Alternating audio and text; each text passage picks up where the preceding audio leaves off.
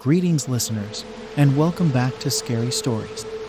Get ready for more chilling tales that will haunt your thoughts. Don't forget to like and subscribe, and join us on this journey into the unknown. Let's dive right in. The whispers in the woods. I used to love camping.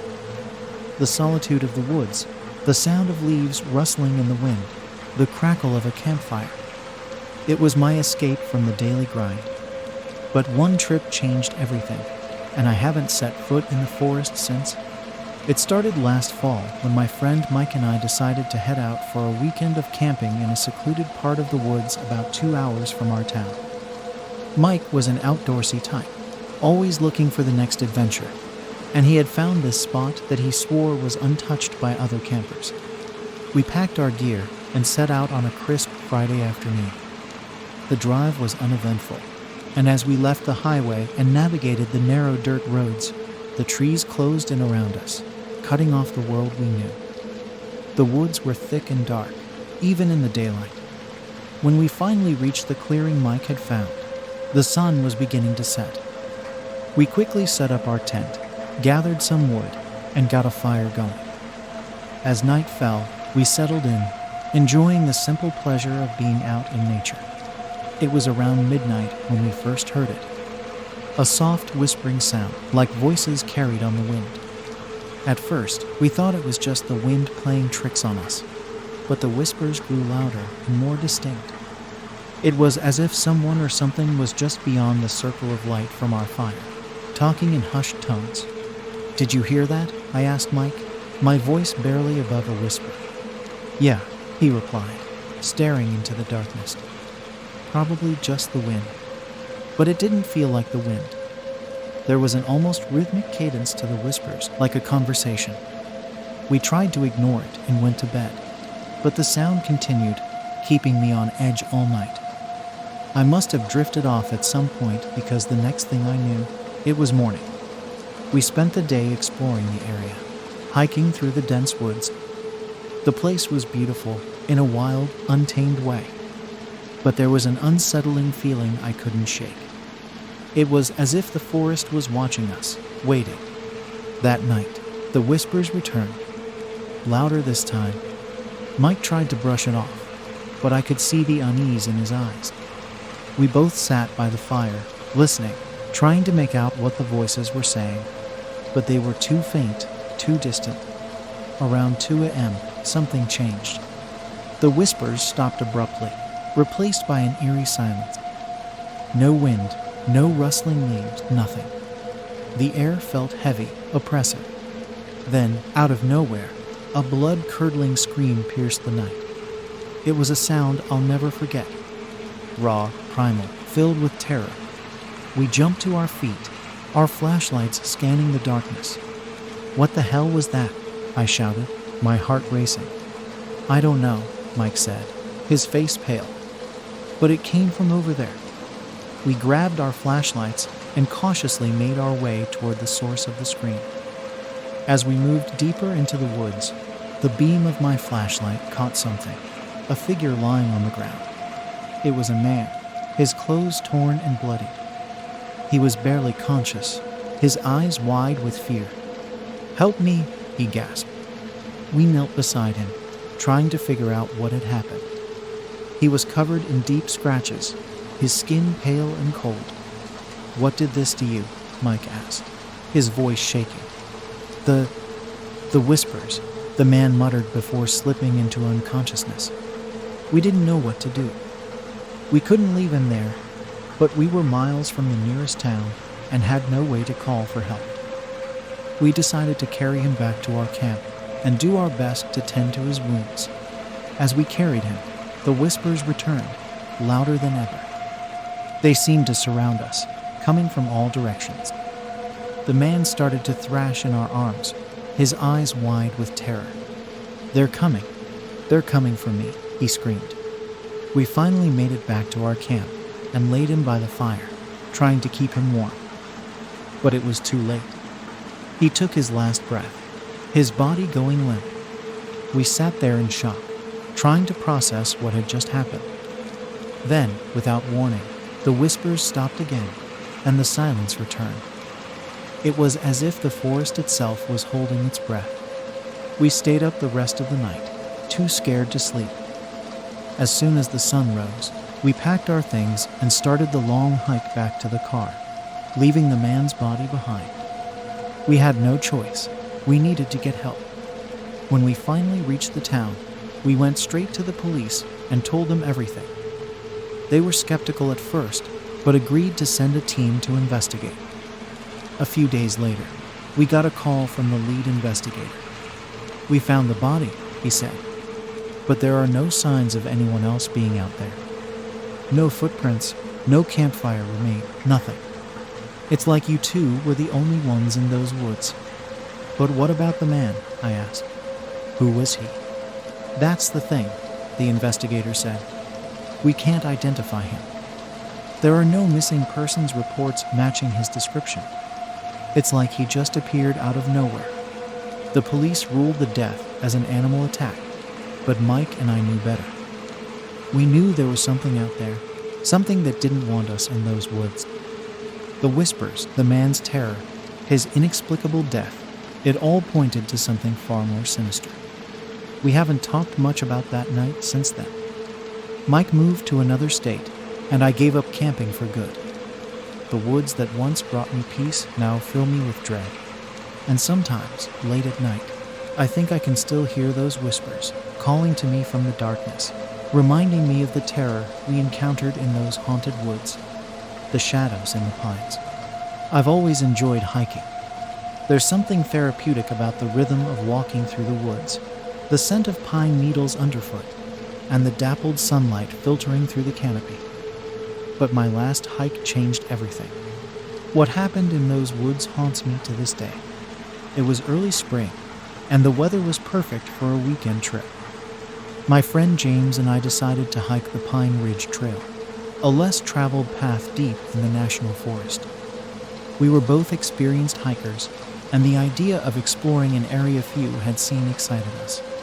We set out early Saturday morning, the trailhead shrouded in mist. The woods were quiet, save for the occasional bird call. As we walked, the fog began to lift, revealing the lush greenery around us. It was beautiful, almost magical. We hiked for hours, taking in the scenery and enjoying the tranquility. Around midday, we found a small clearing by a stream and decided to set up camp. After lunch, we explored the area, finding old, moss-covered rocks and trees that looked ancient. There was something almost otherworldly about the place, but we brushed it off as our imaginations running wild. As the sun began to set, we built a fire and settled in for the night. We talked about everything and nothing, the way friends do when they're away from the distractions of everyday life. Eventually, we grew tired and crawled into our tents. I woke up in the middle of the night to a strange sound, a low, humming noise that seemed to resonate through the trees. At first, I thought it was the wind, but when I stepped outside, I realized it was something else. The air was still, and the forest was eerily silent, save for that hum. "James, wake up," I whispered, shaking his tent. He groaned and emerged, rubbing his eyes. "What's going on?" "Listen," I said. We stood there in the darkness, listening to the hum.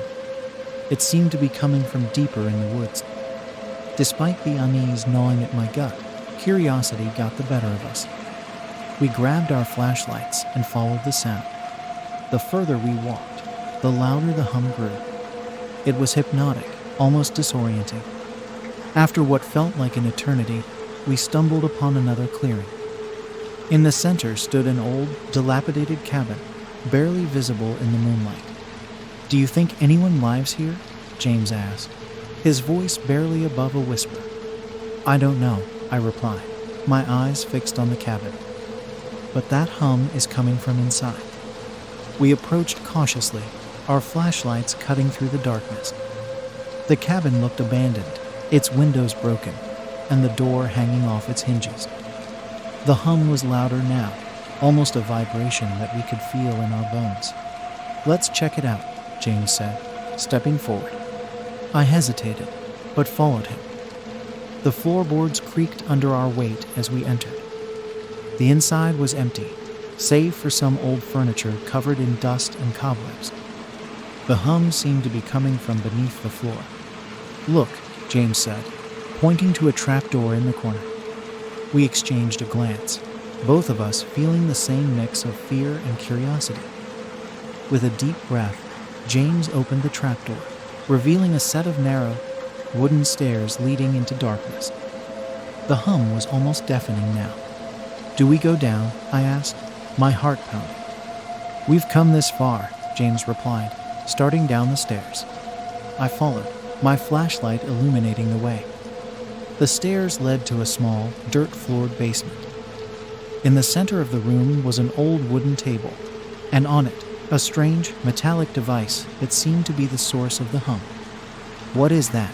James asked, reaching out to touch it. "Wait," I said, grabbing his arm. "We don't know what it is. It could be dangerous." Just then, the hum stopped. The sudden silence was jarring, and we both stood there, frozen. Then we heard it, a whisper, faint but clear. "Leave." We spun around, our flashlights darting across the room, but we saw nothing. The whisper came again, louder this time. "Leave now." Panic set in, and we bolted up the stairs, slamming the trapdoor shut behind us. We ran out of the cabin and back into the woods, not stopping until we reached our camp.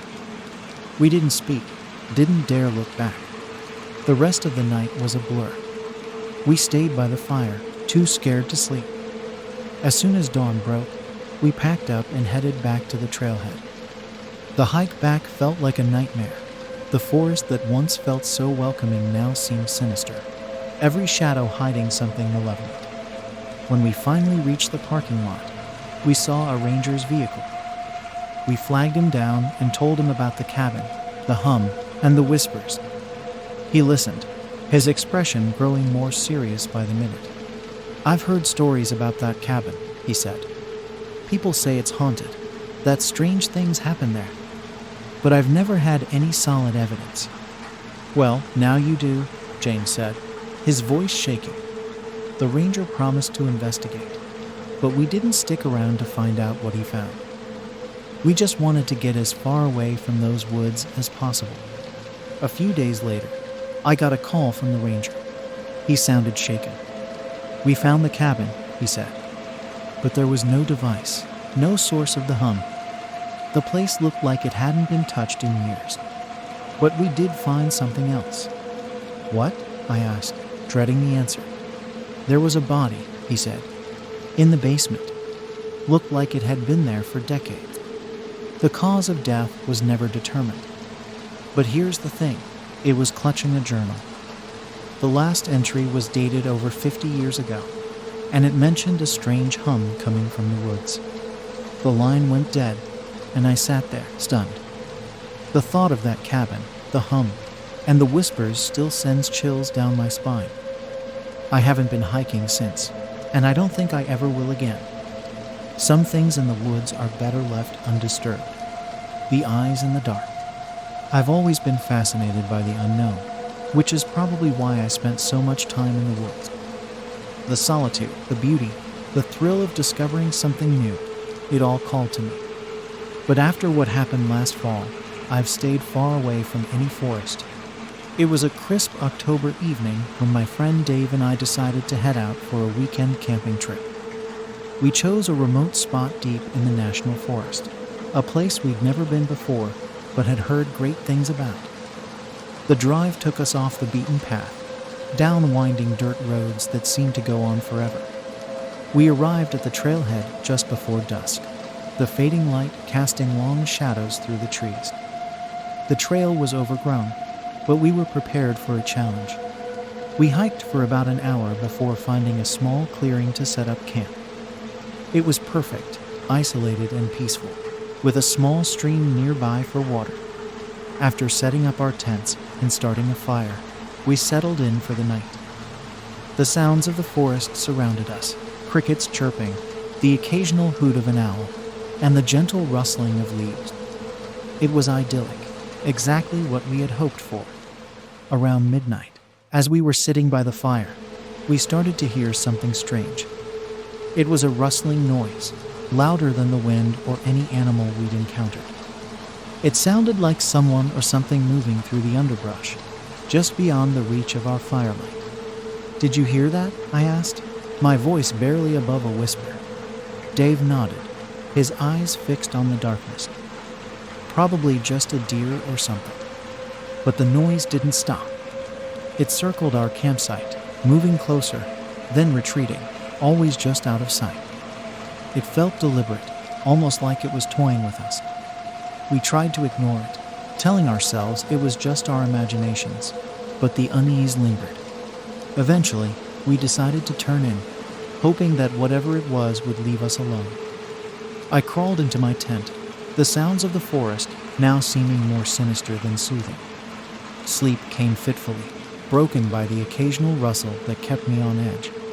Sometime in the early hours of the morning, I woke up to a strange sensation like I was being watched. I lay there, holding my breath, listening. The forest was silent, too silent. No crickets, no wind, nothing. Then I heard it, a low, guttural growl, right outside my tent. My heart pounded in my chest as I slowly reached for my flashlight. I clicked it on and pointed it towards the sound, but the beam barely penetrated the thick fabric of the tent. Gathering my courage, I unzipped the tent just enough to peer outside. Two glowing eyes stared back at me from the darkness, unblinking and menacing. They were too high off the ground to belong to any animal I knew. I froze, my mind racing, trying to make sense of what I was seeing. Then, just as suddenly as they appeared, the eyes vanished, and the sounds of the forest returned in a rush. I stayed awake the rest of the night, every little noise setting my nerves on edge. When dawn finally broke, I stumbled out of my tent, exhausted and shaken. Dave was already up, his face pale and drawn. "You look like hell," he said, trying to force a laugh. "I didn't sleep much," I admitted. "Did you hear anything last night?" He nodded. "Yeah, something was out there, watching us. I saw eyes too." We quickly packed up our camp, both of us eager to get out of those woods. As we hiked back to the trailhead, the feeling of being watched never left us. Every rustle, every snap of a twig had us looking over our shoulders. When we finally made it back to the car, we both let out a sigh of relief. But as we drove away, I couldn't shake the feeling that we weren't alone, that something had followed us. I kept glancing in the rearview mirror, half expecting to see those glowing eyes staring back at me. A few days later, Dave called me. He sounded shaken, more so than when we left the forest. "I did some research," he said, "about those woods. Turns out, there's a local legend about them. People say they're haunted by spirits of those who went missing there." I laughed nervously. "You don't actually believe that, do you?" "I don't know," he admitted. "But whatever we saw, it wasn't natural." I couldn't argue with that. The experience had been too real, too terrifying to dismiss. I started having nightmares about those eyes, waking up in a cold sweat, convinced they were watching me from the shadows of my bedroom. A few weeks later, the local news reported a body found in those woods, not far from where we had camped. The cause of death was unknown, but the condition of the body suggested it had been there for years, despite being recently discovered. The police launched an investigation, but no leads emerged. Dave and I haven't been back to the woods since. We don't talk much about that night, but I know he's as haunted by it as I am. Sometimes, late at night, I still feel those eyes on me, watching, waiting, and I wonder what would have happened if we hadn't left when we did. The forgotten path.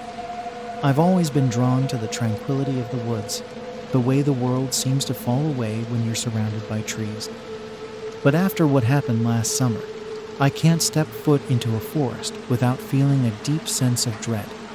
It started with a map. My buddy Tom and I were going through some old camping gear in his attic when we found an old, hand-drawn map of a hiking trail we'd never seen before. It was labeled The Forgotten Path, and Tom, always up for an adventure, suggested we check it out. I was hesitant, but he convinced me it would be fun. We set out early on a Saturday morning, the map leading us to a dense section of woods about 3 hours from our town. The trailhead was overgrown, barely visible, as if it hadn't been used in decades. We should have turned back then, but Tom's enthusiasm was contagious. The first few hours of hiking were uneventful, the path winding through dense underbrush and towering trees. The further we went, the more overgrown the trail became, until we were practically bushwhacking. It was hard going, but we pressed on, eager to see where the path would lead. Around midday, we stumbled upon an old campsite. It was eerie, the remains of a fire pit, rotting logs arranged in a circle, and what looked like the rusted frame of a tent. It looked like it had been abandoned for years. "This is creepy," I said, kicking at the ashes in the fire pit. "Why would anyone leave this here?" Tom shrugged. "Maybe they got lost and couldn't find their way back. Let's keep moving." We continued along the trail, but the atmosphere had changed. The woods felt oppressive, the air thick and still. No birds sang, no insects buzzed. It was as if we were the only living things for miles. As the sun began to set, we decided to make camp. We found a small clearing and set up our tent, but the unease lingered. After a quick meal, we settled in for the night. I fell into a restless sleep, my dreams filled with shadows and whispers. I woke in the middle of the night to the sound of footsteps outside our tent. They were slow, deliberate, circling us. I held my breath, listening. Tom was awake too, his eyes wide with fear. "Did you hear that?" he whispered. I nodded, grabbing my flashlight. "Who's out there?" I called, my voice trembling. The footsteps stopped, and for a moment, there was only silence. Then a low, guttural growl echoed through the clearing. It was a sound I'd never heard before, primal and filled with menace. We stayed in the tent, too scared to move. The growl came again, closer this time. I pointed my flashlight toward the noise, but the beam seemed to be swallowed by the darkness. We could hear it breathing now, a slow, rasping sound that made my skin crawl. "Tom, we need to get out of here," I whispered. He nodded, and we slowly unzipped the tent, our flashlights scanning the trees. There was nothing there, but the feeling of being watched was overwhelming. We grabbed our packs and started down the trail, moving as quickly and quietly as we could. The growling followed us, always just out of sight. The forest, which had seemed so serene during the day, now felt like a living entity, hostile and threatening.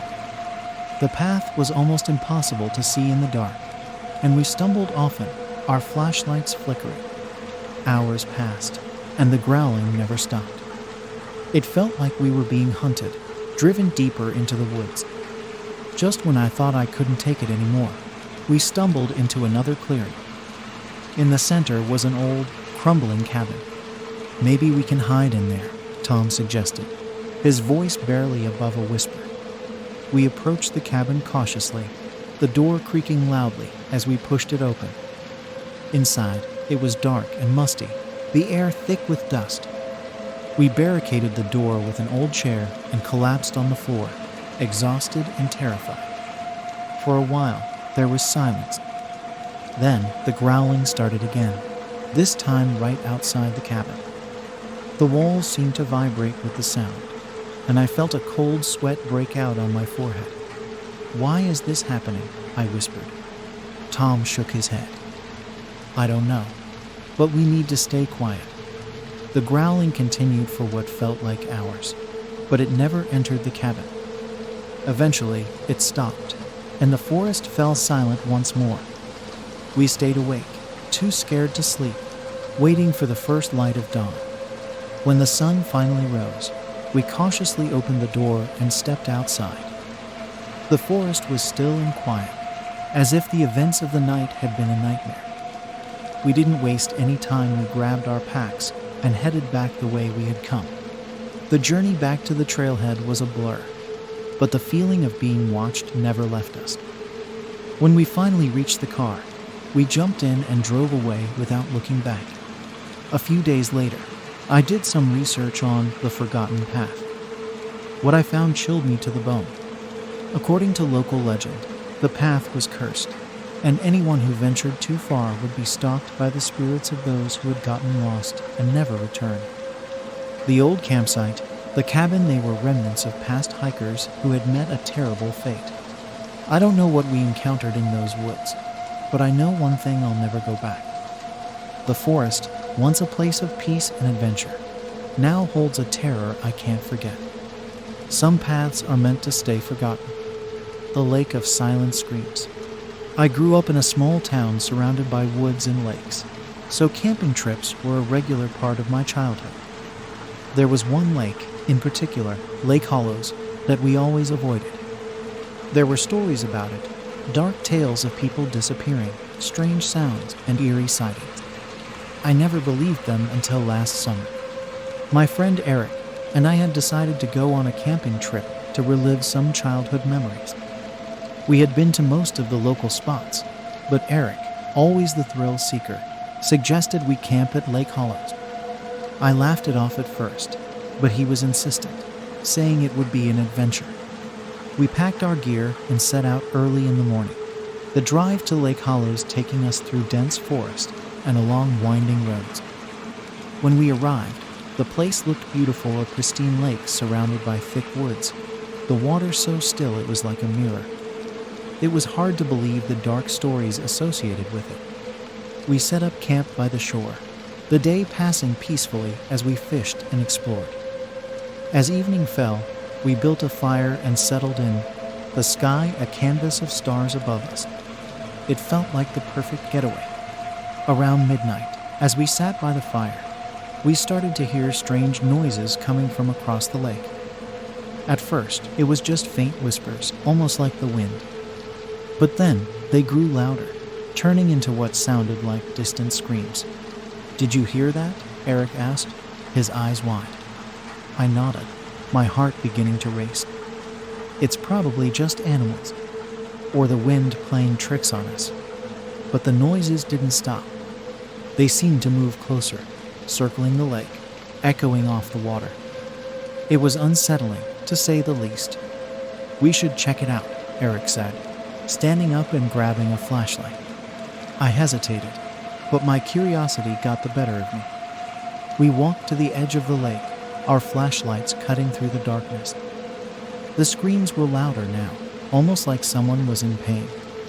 But as we scanned the shoreline, there was nothing, just darkness and the reflection of our lights on the water. Then, we saw a figure standing on the opposite shore, barely visible in the dim light. It looked like a person, but something about it was off. It was too still, too quiet. "Hello?"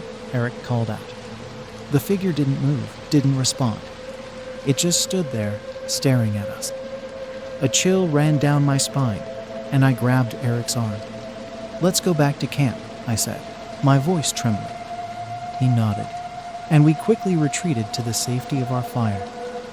The screams had stopped, replaced by an eerie silence. We sat by the fire, too scared to speak, our eyes constantly darting to the darkness beyond the light. Eventually, exhaustion took over, and we decided to get some sleep. We crawled into our tent, leaving the fire burning for some semblance of security. I lay there, wide awake, listening to every little sound, my mind racing with fear and curiosity. I must have drifted off at some point, because I woke to a strange sensation like I was being watched. I opened my eyes to see a shadow moving outside the tent, the outline of a figure barely visible through the fabric. "Eric," I whispered, shaking him awake. "What is it?" he mumbled. "There's someone outside." He sat up, grabbing his flashlight. We both held our breath, listening. The shadow moved again, closer this time. Eric unzipped the tent just enough to peer outside, his flashlight cutting through the darkness. There was nothing there. "I saw something," I insisted. "Maybe it was an animal," he said. but he didn't sound convinced. We sat there, our nerves on edge, until the first light of dawn began to break. As soon as it was light enough to see, we packed up our camp and got ready to leave. But as we were packing, we found something that made my blood run cold. There were footprints around our tent, human footprints, leading to and from the lake. They were fresh, pressed into the damp earth, and far too close for comfort. "We need to go," I said, my voice shaking. Eric didn't argue. We grabbed our gear and headed back to the car, constantly looking over our shoulders. As we drove away, I glanced back at the lake. For a brief moment, I thought I saw the figure standing at the edge of the water, watching us leave. A few days later, I heard on the news that a body had been found in Lake Hollow. The police were investigating, but there were no leads, no explanation for how the person had ended up there. It was as if the lake had claimed another victim. Eric and I haven't talked much about what happened that night. We both know we saw something that defies explanation. The woods and the lake, once places of adventure and peace, now hold a darkness I can't shake. I haven't been back since, and I don't think I ever will. Some places are best left alone, their secrets undisturbed. The lost hiker. I've always been an avid hiker, finding solace and adventure in the woods. Last autumn, I took a trip that changed everything for me. It was supposed to be a relaxing weekend getaway, but it turned into a nightmare I can't forget. It was a crisp October morning when I set out on the Cedar Ridge Trail, a secluded path deep in the forest. The trail was known for its scenic views and serene environment. I planned to hike to a remote cabin that I had rented for the weekend, away from all the distractions of the modern world. The hike was peaceful at first, the air filled with the scent of pine and the sound of leaves crunching underfoot. The trail wound through dense woods, occasionally opening up to breathtaking vistas. I was about 3 hours in when I first noticed something odd. The forest had gone unnervingly silent. No birds, no rustling leaves, just a heavy, oppressive stillness. As I continued, I spotted something unusual on the side of the trail, an old, weathered backpack, covered in dirt and moss. Curious, I approached it and noticed it was torn open, its contents scattered. There was no sign of its owner. A chill ran down my spine, but I convinced myself it was just an abandoned pack from some careless hiker. I pressed on, the trail becoming narrower and more overgrown. I reached the cabin just before dusk. It was old but sturdy, nestled in a small clearing surrounded by thick woods.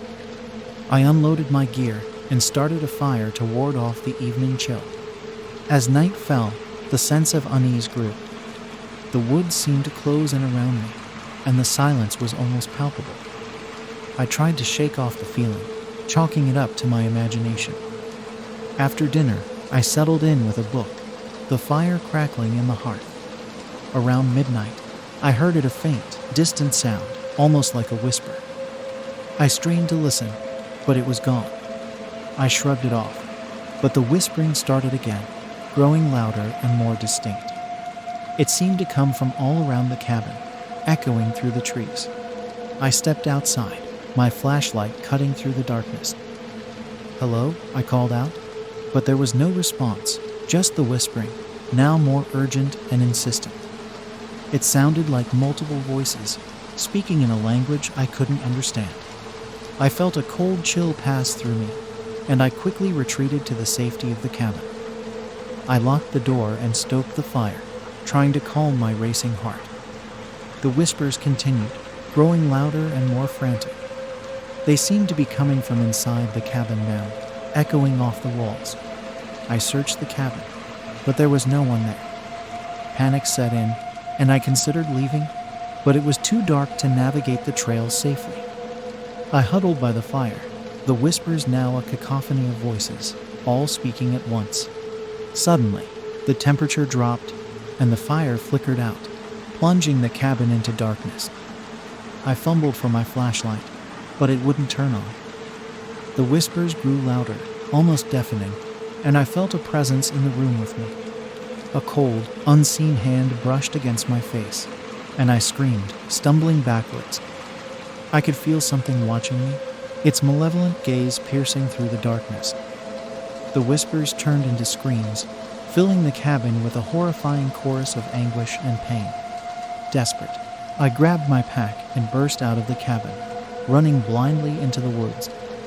The screams followed me, echoing through the trees, urging me to run faster. I didn't stop until I reached the trailhead, collapsing beside my car, gasping for breath. I drove away, my hands shaking, the screams still echoing in my mind. I never went back to that cabin, and I've avoided the woods ever since. I later learned that the area was known for mysterious disappearances, and some locals believed it was haunted by the spirits of lost hikers. To this day, I can't explain what happened that night. But I know one thing: there's something in those woods, something dark and malevolent. And it's still out there, waiting for its next victim, the Watcher in the Pines. I've always been a skeptic when it comes to the supernatural. Ghost stories and paranormal tales never held much weight for me. But after my last camping trip, I've had to reevaluate everything I thought I knew. It was late summer, and my friend Jake and I decided to go on a weekend camping trip in the Pine Barrens, a dense forest known for its secluded beauty. We wanted to get away from the city and reconnect with nature. We chose a spot deep in the woods, far from any marked trails or other campers. We arrived in the early afternoon and set up camp in a small clearing surrounded by towering pine trees. The forest was thick and quiet, the air filled with the scent of pine needles and the occasional rustle of leaves. We spent the day exploring, fishing in a nearby stream, and enjoying the peace and solitude. As night fell, we built a fire and settled in, swapping stories and roasting marshmallows. It was a clear night, the stars shining brightly overhead. Everything seemed perfect until we heard a faint rustling noise coming from the trees. Probably just an animal, Jake said, dismissing it with a wave. I nodded, but the noise continued, growing louder and more persistent. It sounded like something was moving through the underbrush, circling our camp. We shone our flashlights into the darkness, but saw nothing. A sense of unease settled over us, but we tried to ignore it. We retreated to our tents, hoping to get some sleep. I lay awake, listening to the sounds of the forest, my mind racing with thoughts of what could be out there. Around midnight, I heard it, a soft, whispering voice, barely audible. I sat up, straining to hear. The voice grew louder, more distinct, but I couldn't make out the words. It seemed to be coming from the direction of the rustling noise. "Jake, wake up," I whispered, shaking his tent. He groaned and emerged, rubbing his eyes. "What's going on?" "Listen," I said. We both stood there in the darkness, listening to the whispers. They were getting closer, more insistent. Suddenly, the fire flared up, casting eerie shadows around the camp. The temperature dropped, and a cold breeze swept through the clearing. "Do you see that?" Jake whispered, pointing to the edge of the clearing. I turned and saw a figure standing just beyond the firelight, watching us. It was tall and thin, its features obscured by the darkness. My heart pounded in my chest as the whispers grew louder, almost like chanting. "Who's there?" I called out, my voice shaking. The figure didn't move, didn't respond. It just stood there, watching us with an intensity that made my skin crawl. The whispers seemed to be coming from it, echoing through the trees. "We need to leave," Jake said, his voice trembling. I nodded, and we quickly packed up our gear, keeping an eye on the figure the entire time. As we started down the trail, it followed us, always just at the edge of the light. The whispers grew louder, more frantic, urging us to hurry. We practically ran back to the car, the figure following us the entire way. When we finally reached the parking lot, we threw our gear in the car and sped away, not daring to look back. A few days later, I did some research on the Pine Barrens and found out that the area was known for paranormal activity. There were countless stories of ghostly apparitions and strange occurrences, but I had always dismissed them as myths. I haven't been back to the Pine Barrens since, and I don't plan to. Whatever was out there that night, it wasn't human. The experience shook me to my core, and I've started to believe that maybe, just maybe, there are things in this world that we can't explain. The haunted grove. I've always loved the woods. There's something about the quiet, the solitude, the connection with nature that I find incredibly peaceful. But my last trip into the forest turned that peace into a nightmare I'll never forget. It was early spring, and I decided to spend a weekend camping in a remote part of the national forest.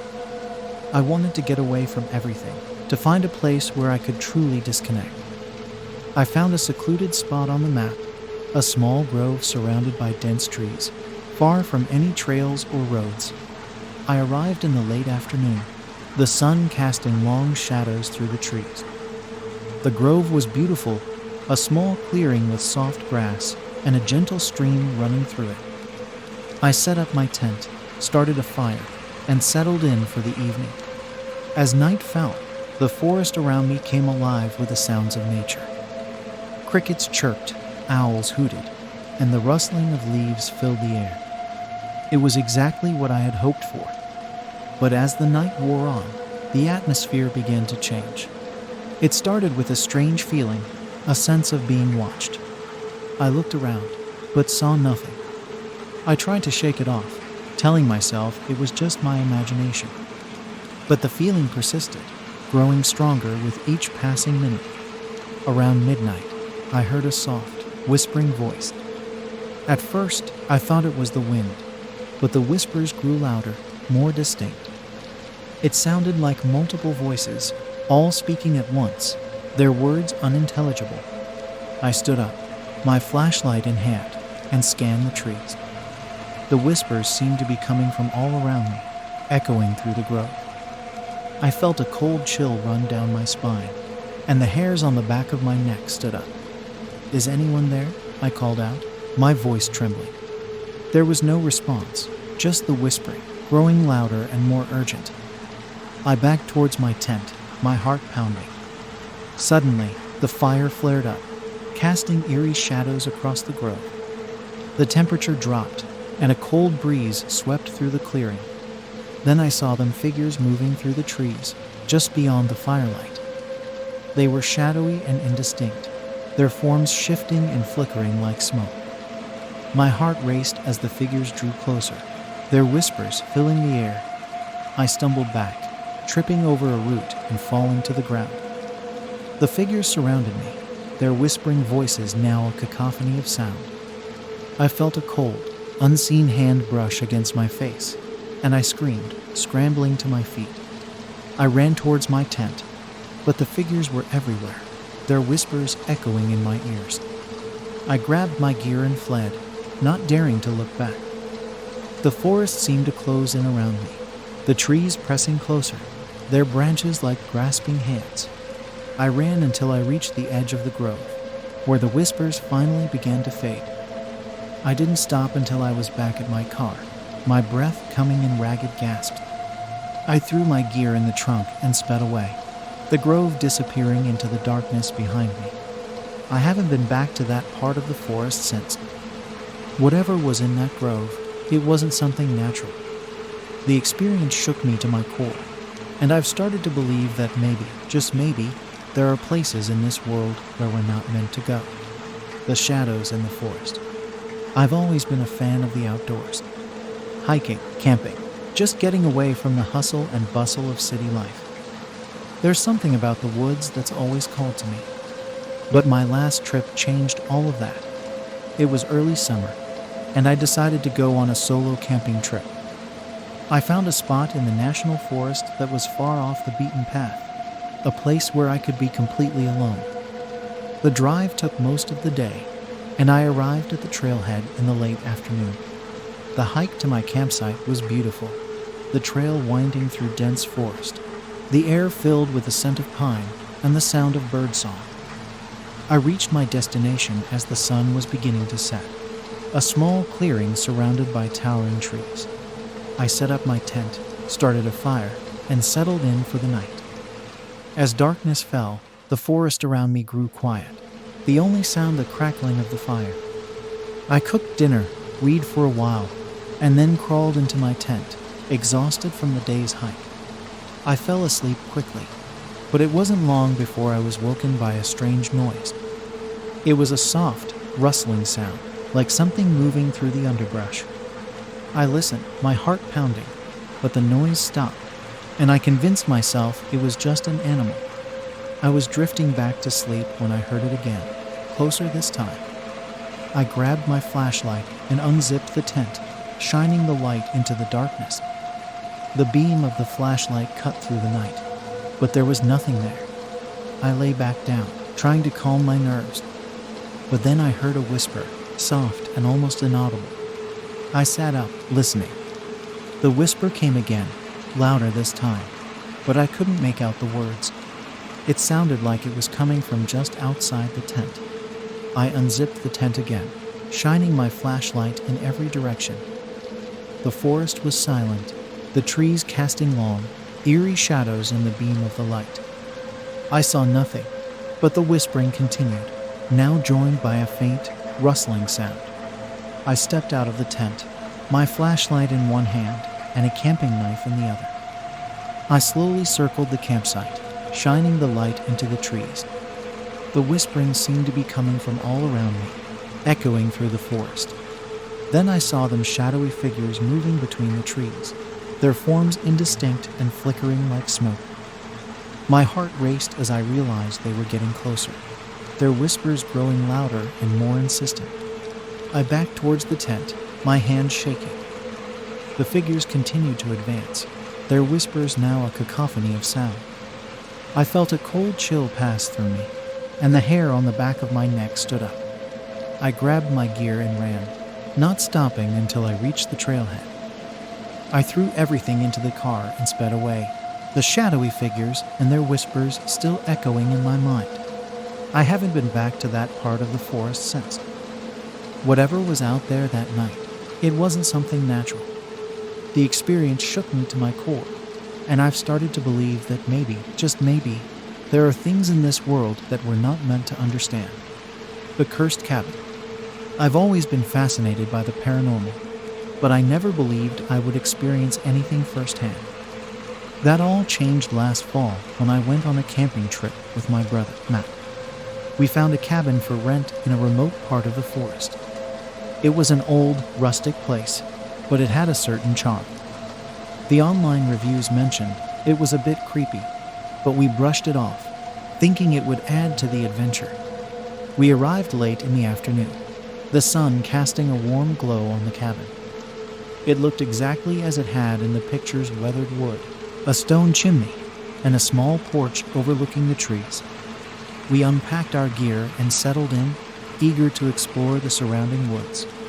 As night fell, the forest grew quiet, and a heavy fog rolled in, shrouding the cabin in a thick, eerie mist.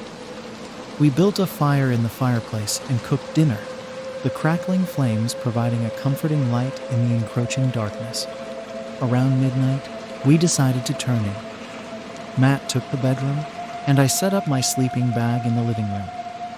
I lay there for a while, listening to the sounds of the forest, when I heard a faint tapping on the window. I sat up, peering through the fogged glass, but saw nothing. The tapping continued, growing louder and more insistent. I grabbed a flashlight and shone it outside, but there was no one there. "Matt, wake up," I called out, trying to keep my voice steady. He stumbled out of the bedroom, rubbing his eyes. "What is it?"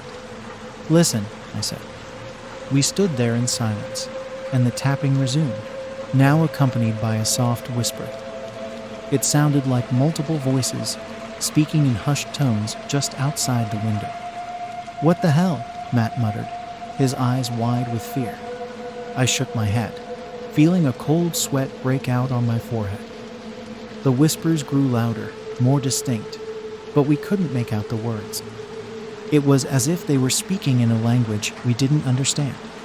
Suddenly, the fire flared up, casting long, flickering shadows across the room. The temperature dropped, and a cold breeze swept through the cabin, despite all the windows being closed. The whispers turned into a chorus of voices, all speaking at once, filling the room with a deafening noise. "We need to get out of here," Matt said, his voice trembling. I nodded, and we grabbed our gear, moving quickly towards the door. But as we reached the threshold, the door slammed shut with a force that shook the cabin.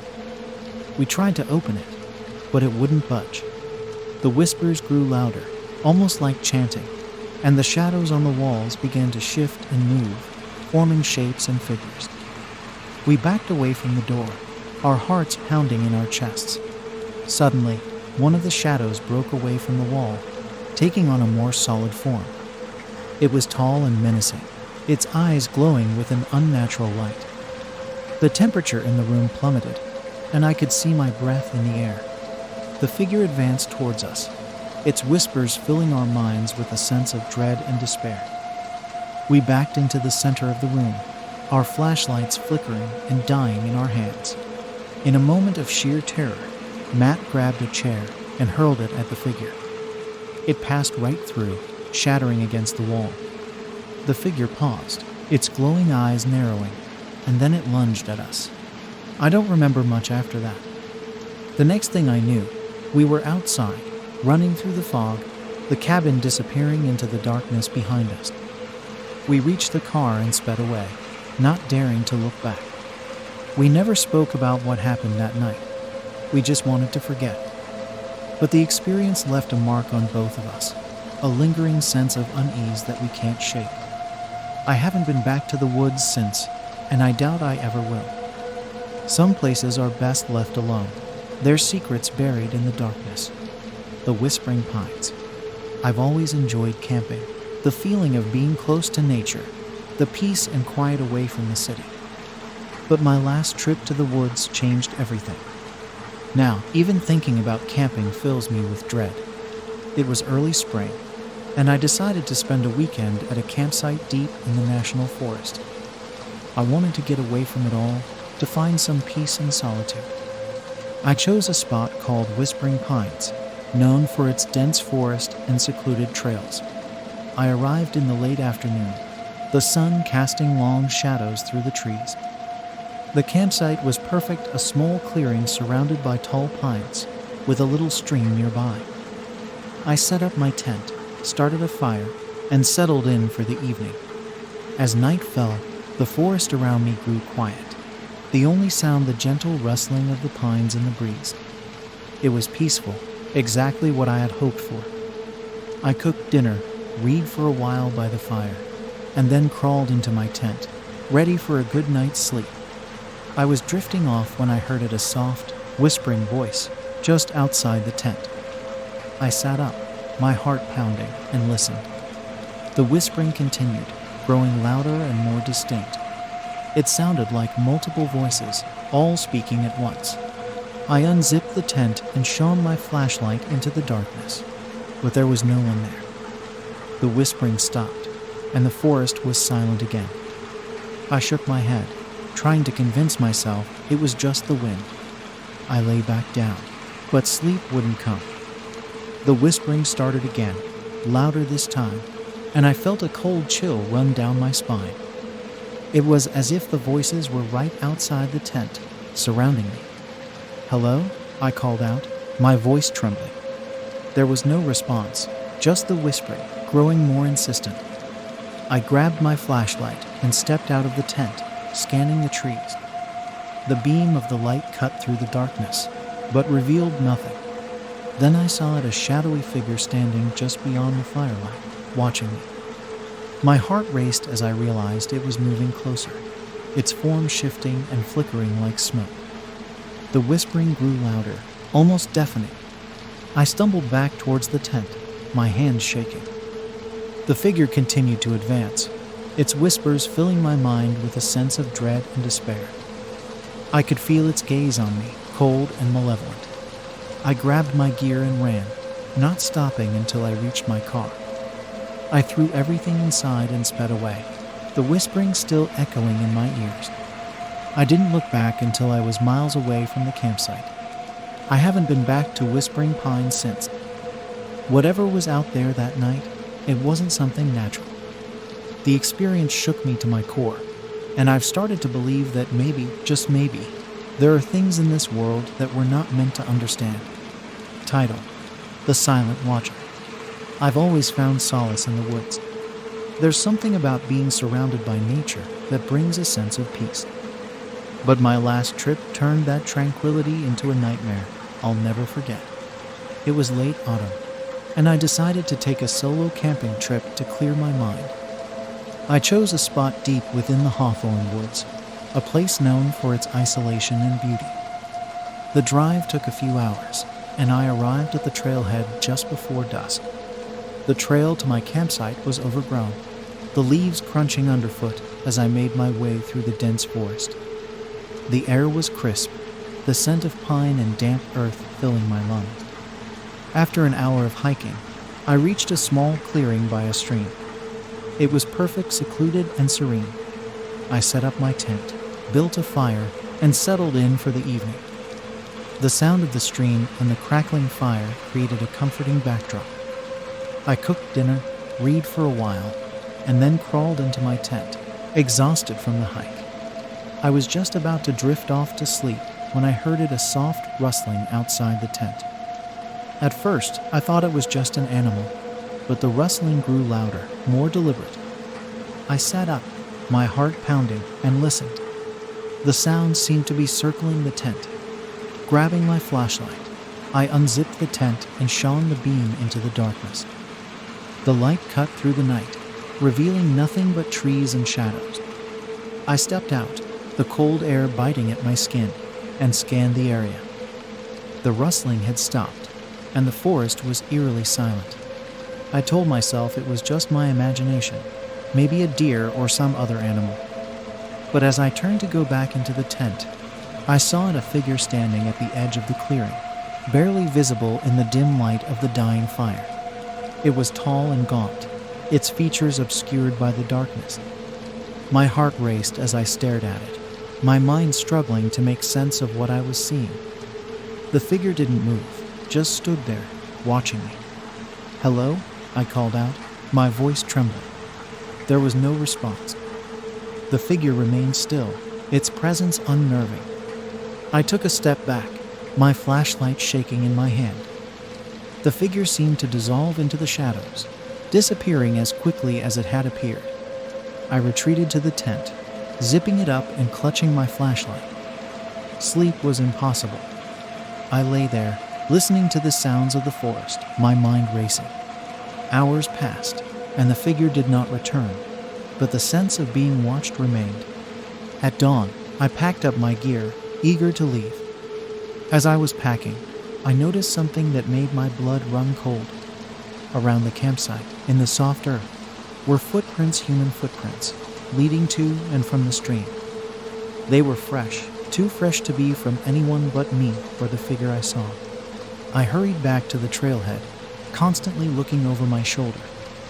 The forest, once a place of solace, now felt oppressive and threatening. When I reached my car, I threw my gear in the back and drove away, not daring to look back. A few days later, I heard on the news that a hiker had gone missing in Hawthorne Woods. The police were investigating, but there were no leads, no clues as to what had happened. It was as if the woods had swallowed them whole. I haven't been back to Hawthorne Woods since. The memory of that figure, watching from the darkness, haunts me. I can't shake the feeling that something unnatural is lurking in those trees, waiting for its next victim.